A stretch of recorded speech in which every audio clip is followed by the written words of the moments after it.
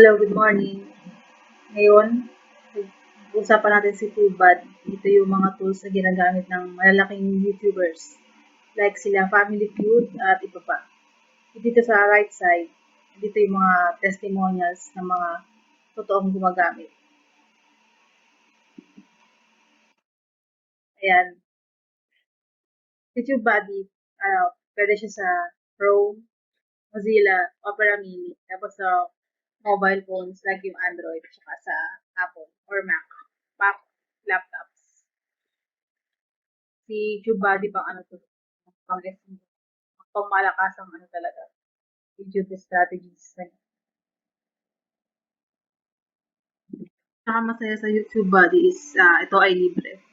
So ngayon, i-install na natin siya. I-install ko siya sa Chrome. So click nyo lang itong install free now. Sa bandang, punta muna sa tubebuddy.com. Yung link nasa description sa baba. So click ko itong install free now. Tapos, wait lang. Click nyo yung add to Chrome. Kung gusto nyo malaman yung iba pa, meron siyang video sa Chrome Web Store para mas maintindihan nyo pa siya in English. Ayan, just click nyo add to Chrome. Tapos add extension. Medyo 10 years internet. Success. TubeBuddy has been added to Chrome. Okay, close natin. Tapos, punta tayo sa YouTube. Kunting refresh lang.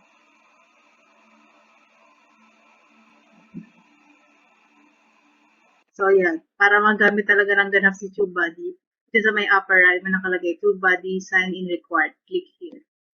And magka-sign in ako. Click sign in YouTube. Click ko yung account ko. Ito rin pala yung ginagamit kong YouTube account para sa paggawa ng video na to. Now, alam mo tayo magagawa kung di mag-allow dyan. Then yan. I was successfully signed in.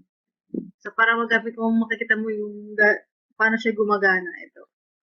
Pakita sa inyo. Ito yung parang dashboard niya. Tapos sa tools. Pinaka magandang gamit dito is yung Keyword Explorer na para siyang SEO. Kung baga sa Google, may SEO ng mga keywords. Ito meron din. Ito. Tingnan din, launch Keyword Explorer now.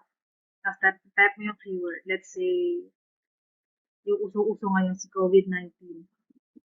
Type natin. Pero malamang mataas to kasi marami talaga nagsisearch. Ay hindi, full siya. Hanap tayo ng ibang keyword. Kunwari, ECQ. Kali pala pag poor yung results niya, wag nyo nang gamitin, yung sabihin, wala masyadong gumagamit. Dapat dun tayo sa, is either yung light green or yung dark green. Pero ang pinaka-idea yung light green kasi pag doon sa may dulo na may dark green, sobrang dami, baka matabunan lang yung keyword mo. Try mo si ECQ. Full pa din. Hinirap nilang lahat. Hanap tayo ng iba. Ay, yung ko na lang yung recent video. So, type ko si Make Money Online. Make Money Online. Malamang marami to.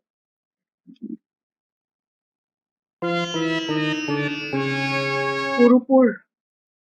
9/100. Make Money Online 2020. Try natin.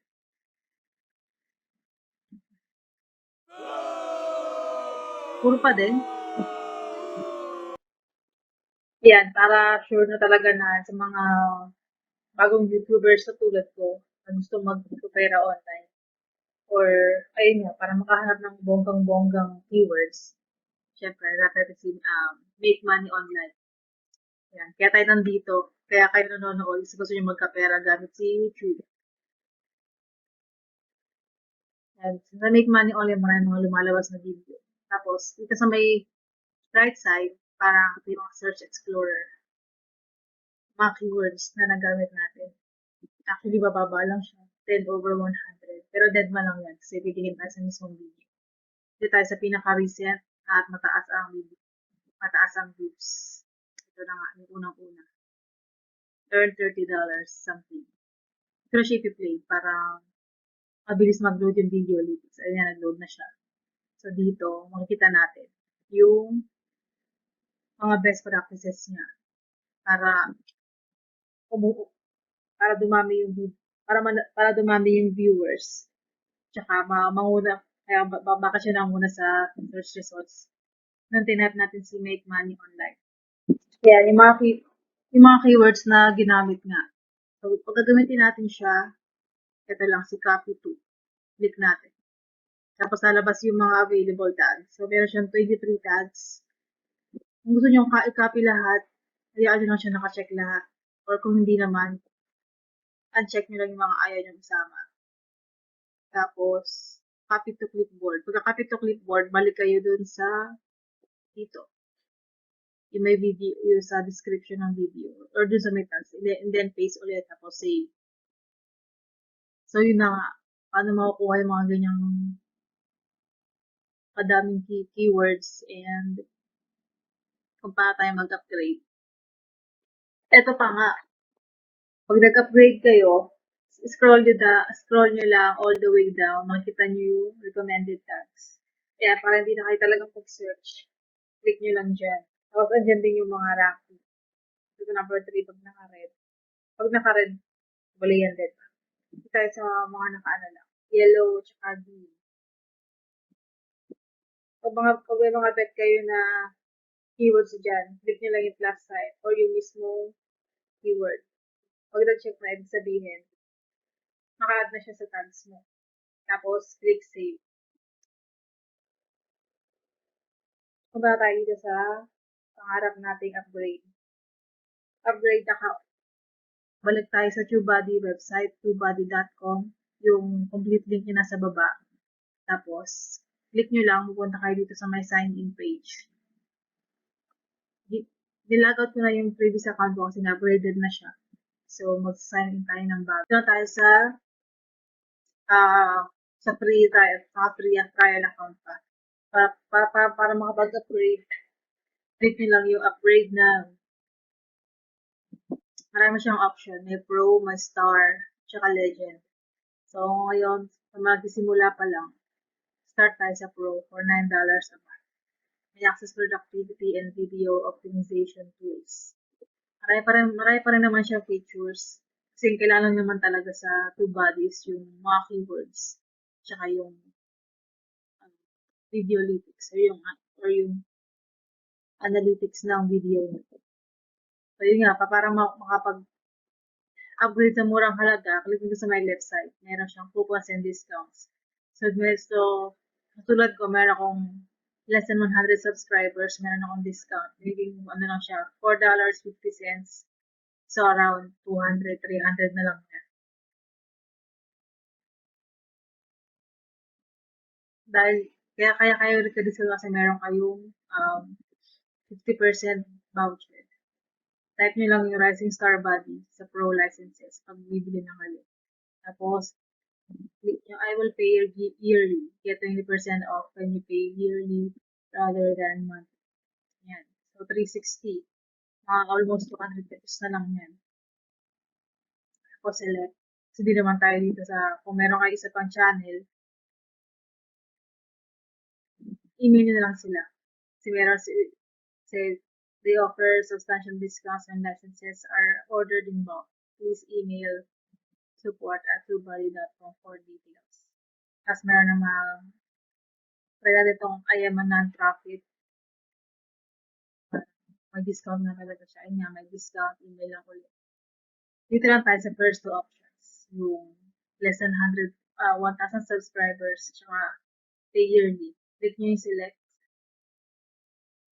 Mga payment options nito, Visa, Mastercard. Pag select nyo, lalabas na naman yung mga yan. Pwede rin pala siyang PayPal para mas madali. Yung sinasabi ko na pag monthly, dead mo lang 450 lang. Pero yung pag yearly ka, less 20%. Tapos, para mas safe, click nyo lang si PayPal na lang ang Yun yung payment method. Kung wala naman kayo PayPal, pwede naman siyang credit card, either Visa or Mastercard. Lagyan nyo lang name, email address, country, Philippines, state, na yan, zip code sa Pilas. Tapos, card info, card number, expiration date, tsaka CVV code. Tapos, click nyo yung submit. So, ayan na guys. Tapos tayo. Yan ang tube buddy, yung best friend ng YouTube vloggers. Tapos, naging best friend na rin nating lahat. Para malaman nila tungkol sa maraming bagay tungkol sa TubeBuddy, mag-subscribe lang with bell, ding ding ding, like, share, and comment sa video para kumalat ang magandang balita. Yun lang, salamat.